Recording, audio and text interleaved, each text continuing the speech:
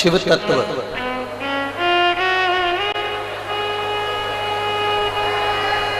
जो एक बार प्रेशर बाहर करते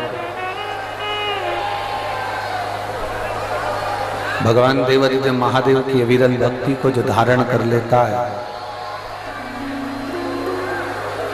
भगवान शिव की पवित्र कथा को जो एक बार अपने जीवन में उतार लेता है, वो मनुष्य केवल एक साधारण सा मानव नहीं रहता।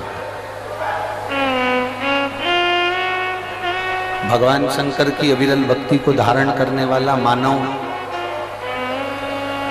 भगवान शिव की अविरल भक्ति को अपने भीतर उतारने वाला मानव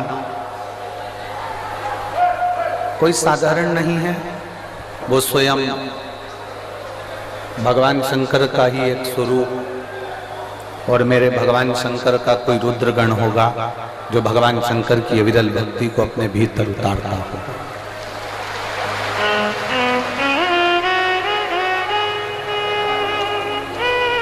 वो कहते हैं ना कि बिना जले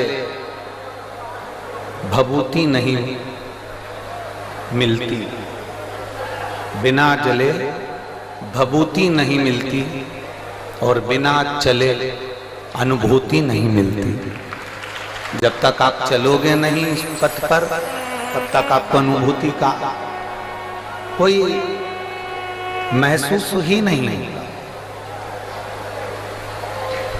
जिस दिन आपने भगवान शंकर के पथ पर चलना प्रारंभ कर दिया, जिस दिन आपने भगवान शंकर को एक लोटा जल समर्पित करना प्रारंभ कर दिया, जिस दिन आपने भगवान शिव की अविरल भक्ति को धारण करना प्रारंभ कर दिया, जिस दिन आपने भगवान शंकर के मूल मंत्र चाहे पंचाक्षर हो नमः शिवाय, चाहे षडाक्षर हो ओम नमः शिवाय या श्री शिवाय नमस्तुभ्यम, किसी भी मंत्र का जाप यदि आप एक लगन से, किसी भी मंत्र का जाप जब आप एक हृदय से, अपने चित्त से, अपने मन से जब करना प्रारंभ कर दोगे तो ये निश्चित है कि तुम उस समय पर अकेले नहीं रहोगे, वो देवता देवादिदेव महादेव तुम्हारे साथ चल रहे हैं। बिना जले भभूति नहीं मिल सकती। गाय के गोबर को, कंडे को भी जलना पड़ता है तब वो भभूति बन पाता है, लकड़ी को जलना पड़ता है तब वो भभूति बन पाती है, कोई सामग्री को जलना पड़ता है तब जाकर वो भभूति बन पाती है। बिना जले भभूति नहीं मिलती और बिना चले अनुभूति नहीं मिलती। बिना चले आपको अनुभूति का अनुभव नहीं होगा। कई लोग कहते हैं कि हम शंकर भगवान को नहीं मानते, हम शिव जी पर एक लोटा जल नहीं चढ़ाते, हम शंकर भगवान का स्मरण नहीं करते, हम देवी को नहीं मानते, हम देवता को नहीं मानते, हम इसको नहीं मानते, हम राम को नहीं मानते, हम कृष्ण को नहीं मानते। ये दुनिया के लोग हैं जो फालतू की बात कर सकते हैं, क्योंकि उन्होंने अभी इस पथ पर चले नहीं। जिस समय पर एक साधारण मनुष्य इस पथ पर चलना प्रारंभ कर देता है, तब उसको मालूम पड़ जाता है कि शंकर का शिव नाम है क्या, श्री शिवाय नमस्तुभ्यम में है क्या, भगवान शंकर की विरल भक्ति में है क्या, भगवान के भजन में है क्या, तब उसको ज्ञात होने लगता है। और तेरी कृपा बिना न हिले एक भी अणु, लेते श्वास तेरी कृपा से तनु तनु, बखान क्या करूं मैं राखों के ढेर का, चपटी भभूत में खजाना कुबेर का, हे गंगाधार मुक्ति द्वार ओमकार तू, भोले ओमकार तू, आयो शरण तिहारी शंभो कार बिना चले अनुभूति नहीं हो सकती।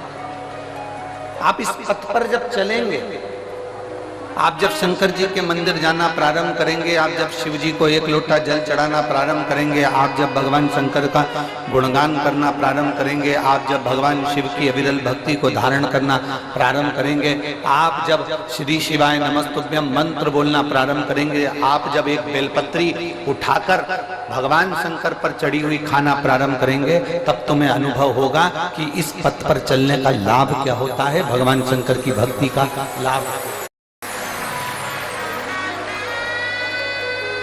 शिवलिंग को केवल शिवलिंग मत मानो।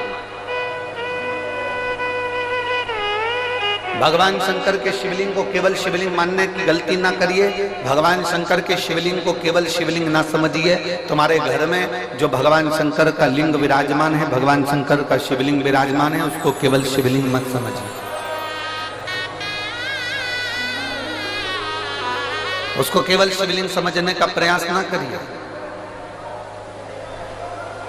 भगवान शंकर का अगर शिवलिंग आपके घर में विराजमान है, भगवान शंकर का शिवलिंग आपके घर में शिवालय में विराजमान है, भगवान शंकर का शिवलिंग आपके घर के पास में कोई मंदिर में विराजमान है, भगवान शंकर का शिवलिंग यदि आपके नजदीक में विराजमान है, तो ये समझ लेना कि वो शिवलिंग नहीं है, वो शंकर का केवल शिवलिंग नहीं है।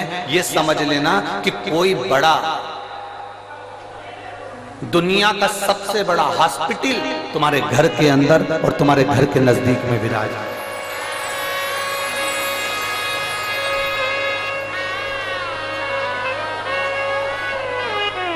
उसको केवल शिवलिंग मत समझिए, उसको केवल शंकर भगवान का शिवलिंग मत समझो। उसको ये समझिए कि वो हमारे घर में जो शंकर भगवान का शिवलिंग विराजमान है, हमारे घर में जो शंकर भगवान का शिवलिंग है, वो साधारण नहीं, वो स्वयं शिव का एक प्रतिबिंब है। देखिए, आज कथा का विराम दिवस है। हम तो यही कहेंगे, हमने आज तक शिव महापुराण की कथा में जो देखा है, जो हमने अनुभव किया है, वही हम आपको बता रहे हैं कि जैसे मेहमान 15 दिन, 8 दिन, 5 दिन तुम्हारे घर में रहते हैं, वो बच्चों को कुछ नहीं देते, पर मेहमान जब जाने लगते हैं तो अपना पर्स खोलकर अपने घर के बच्चों को जरूर कुछ न कुछ देकर जाते हैं। उसी तरह मेरा देवाधिदेव महादेव कथा का विराम होता है तो कुछ न कुछ देकर जरूर जाते हैं।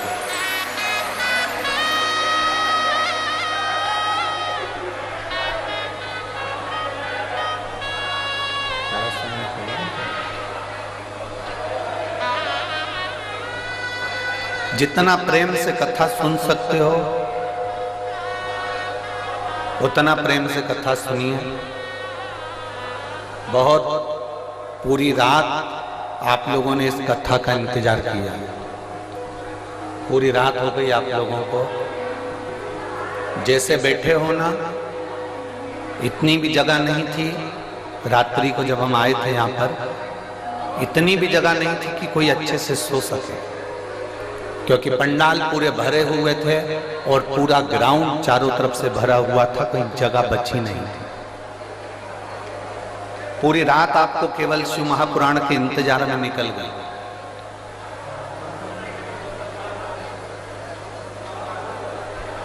कई वीआईपी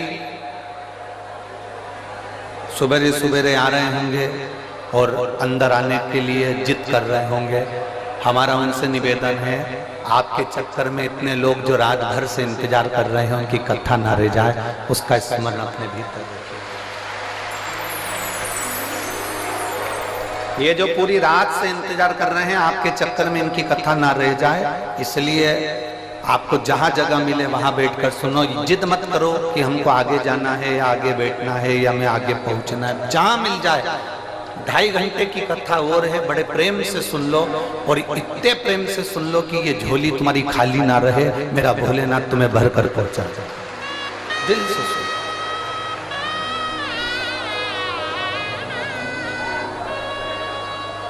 शंभु शरण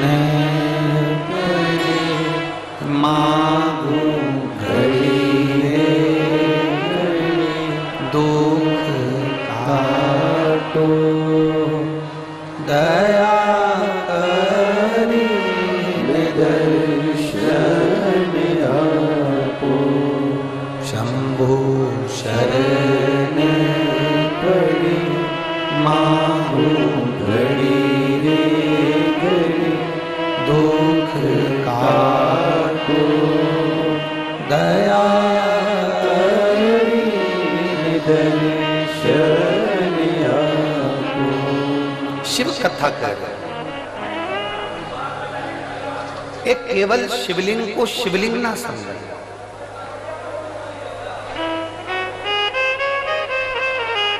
अगर एक छोटा सा भी शिवलिंग आपके घर में विराजमान है तो समझ लें कि वो बड़ा सा बड़ा हॉस्पिटल तुम्हारे घर में विराजमान है। छोटा सा शिवलिंग नहीं है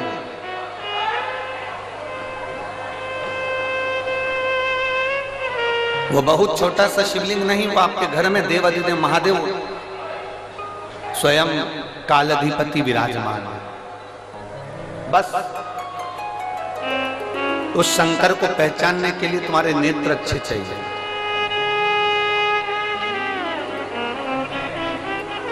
सब्जी बनाने से पहले, आलू बनाने से पहले आलू को धोते हो कि नहीं धोते हो? जम के बोलो जरा।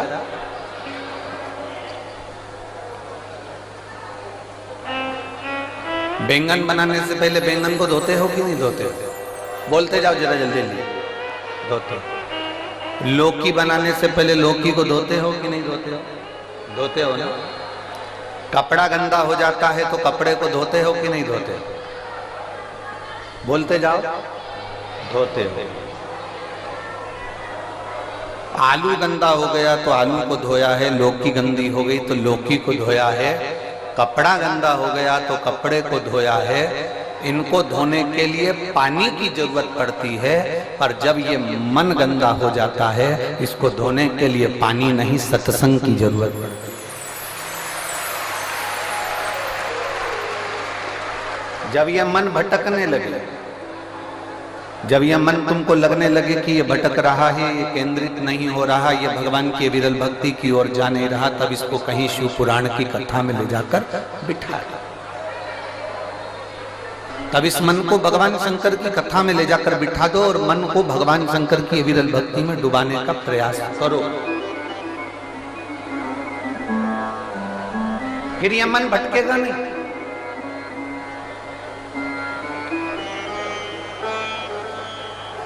अगस्त ऋषि की एक कथा थी।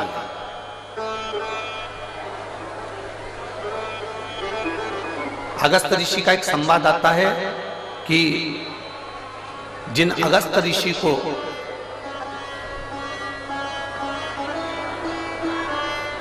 जिन्होंने पूरे समुद्र को चुल्लू में भरकर पी लिया,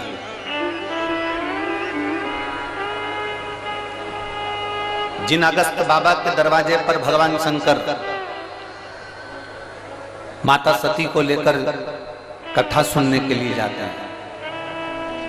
रामचरितमानस में अगस्त ऋषि का संवाद आता है, स्कंद पुराण में अगस्त ऋषि का संवाद आता है, शिव महापुराण में अगस्त ऋषि का संवाद आता है, विष्णु पुराण में अगस्त ऋषि का संवाद आता है। जिन अगस्त ऋषि को कुंभज ऋषि भी कहा गया,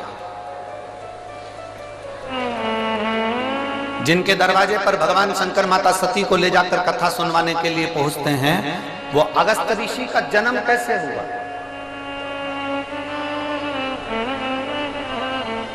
वो अगस्त ऋषि ने कोई बहुत बड़ा तप करा था जो अगस्त ऋषि बन गए?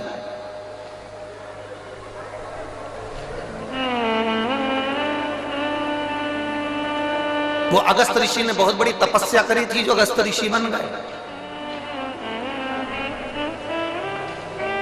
अगस्त ऋषि का जन्म कैसे हुआ?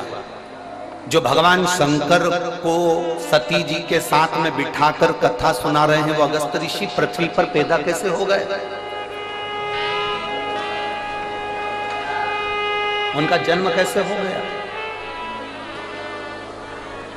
ऐसा कौन सा पुण्य अगस्त ऋषि ने कर दिया जो वो भगवान शंकर को कथा सुना रहे हैं? ऐसा कौन सा पुण्य अगस्त ऋषि ने कर दिया, कुंभज ऋषि ने कर दिया जो माता सती को कथा सुना रहे हैं? अगस्त ऋषि ने, कुंभज ऋषि ने ऐसा कौन सा पुण्य कर दिया जो समुद्र को चुल्लू में भरकर पी गए? अगस्त ऋषि, कुंभज ऋषि ने ऐसा कौन सा पुण्य कर दिया जिसके बल पर वो देवताओं के हित के लिए कार्य करने लगे? और जब सारे असुर, सारे राक्षस समुद्र के अंदर छुप जाते हैं तो वो समुद्र के जल को पीकर असुरों को पेट में ही मार देते हैं।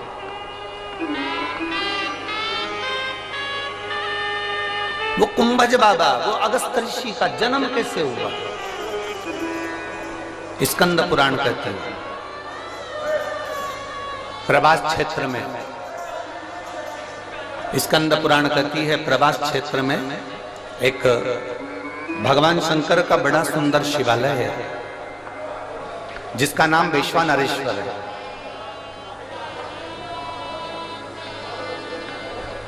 वैश्वानेश्वर शिवलिंग का एक बड़ा सुंदर प्राचीन, बहुत प्राचीन कहते हैं